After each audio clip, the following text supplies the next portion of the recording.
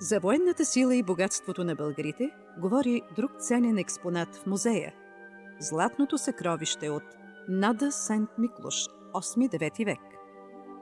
Оригиналът е в Художествено-историческия музей Виена, Австрия. То е свидетелство за българското присъствие в Карпатската низина. Съкровището от Нада Сент Миклош се състои от две основни групи съдове, едната от които принадлежи на старобългарското златарство, а другата е изработена във византийски ателиета по поръчка или за дарове на български владетели.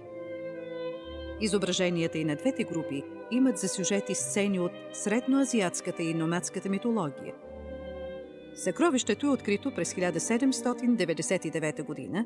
в едноименното село от областта Банат в днешна Румъния, която през 9 век е била на територията на България. Според номадската традиция, подобни луксозни съдове са използвани при тържествени ритуали единствено на владетелската трапеза.